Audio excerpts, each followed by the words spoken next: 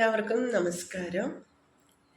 ഞാൻ ഇന്ന് ഇവിടെ പറയാൻ പോകുന്നത് നമ്മളുടെ മനുഷ്യ ശരീരത്തിലെ രണ്ട് പ്രധാന അവസ്ഥകൾ അല്ലെങ്കിൽ ഘടകങ്ങളാണ് ശരീരവും ആത്മാവും.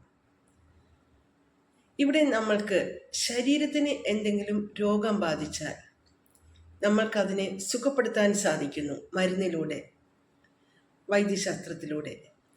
നമ്മൾ നമ്മുടെ ശരീരത്തെ എപ്പോഴും ആരോഗ്യമായിട്ടിരിക്കുന്നതിന് വേണ്ടിയിട്ട് നമ്മൾ പ്രോട്ടീൻസ്, വൈറ്റമിൻസ് അടങ്ങിയ ഫുഡ് കഴിക്കുന്നു, അതുപോലെ തന്നെ എക്സസൈസ് ചെയ്യുന്നു, ശരീരത്തിന് ആവശ്യമായ കാര്യങ്ങളൊക്കെ ചെയ്യുന്നു.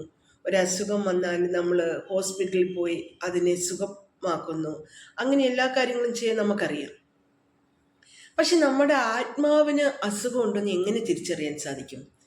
രണ്ട് ഘടകങ്ങളുണ്ടെന്ന് പറഞ്ഞല്ലോ, ഒന്ന് ശരീരം, ഒന്ന് ആത്മാവ്. ശരീരത്തിൻ്റെ കാര്യങ്ങൾ മാത്രം നമ്മൾ കറക്റ്റായിട്ട് എല്ലാം ചെയ്യുന്നുണ്ട്. ശരീരത്തിന് രോഗം വന്നാൽ നമ്മളത് അറിയുന്നുണ്ട്, അല്ലേ? എന്നതുപോലെ ആത്മാവിന് രോഗം വരുന്നത് എങ്ങനെ അറിയാൻ സാധിക്കും? ഒരു ആരോഗ്യമുള്ള ആത്മാവ് എന്ന് പറയുന്നത് എങ്ങനെയുള്ള ഒരു ആത്മാവാണ്?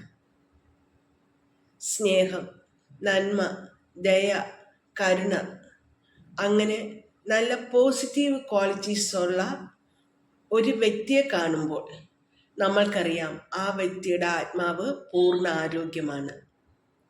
അതേസമയം അസൂയ, വിദ്വേഷം, വെറുപ്പ്, കുറ്റപ്പെടുത്തലുകൾ, പരിദൂഷണം പറയുക, ക്രൂരമായി സംസാരിക്കുക, അല്ലെങ്കിൽ മോഷണം, ഇതൊക്കെ ഉള്ള വ്യക്തികളെ കണ്ടാൽ, ഇതിലേതെങ്കിലും ഒരു ശീലമുള്ള ഒരു വ്യക്തിയെ കണ്ടാൽ ഓർക്കണം, അദ്ദേഹത്തിൻ്റെ അല്ലെങ്കിൽ അവരുടെ ആത്മാവിന് അസുഖം, ഒരു രോഗമുണ്ട്.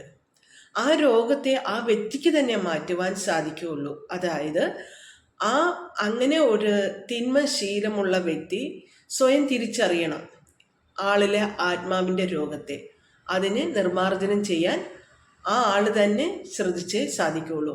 അതിനു വേണ്ടിയിട്ട് മറ്റുള്ളവരുടെ എന്താ പറയുക, മെസ്സേജസ് അല്ലെങ്കിൽ മറ്റുള്ളവർ നന്മയിലൂടെ നടക്കുന്നതൊക്കെ കാണുമ്പോൾ അവർക്ക് അദ്ദേഹത്തെ പറഞ്ഞു കൊടുക്കാൻ സാധിക്കും, അദ്ദേഹത്തോട് പറഞ്ഞു കൊടുക്കാൻ സാധിക്കും, നന്മയിൽ നടക്കുന്നവർക്ക് നീ ചെയ്യുന്നത് തെറ്റാണ്, അങ്ങനെ ചെയ്യാൻ പാടില്ല. അതിനെ സ്വീകരിക്കുമ്പോൾ അത് സ്വീകരിച്ച് അതുപോലെ നന്മ പ്രവൃത്തിയിലൂടെ ആൾ ജീവിക്കുമ്പോൾ വീണ്ടും ആളുടെ ആത്മാവ് ആരോഗ്യമുള്ളതായിത്തീരുന്നു.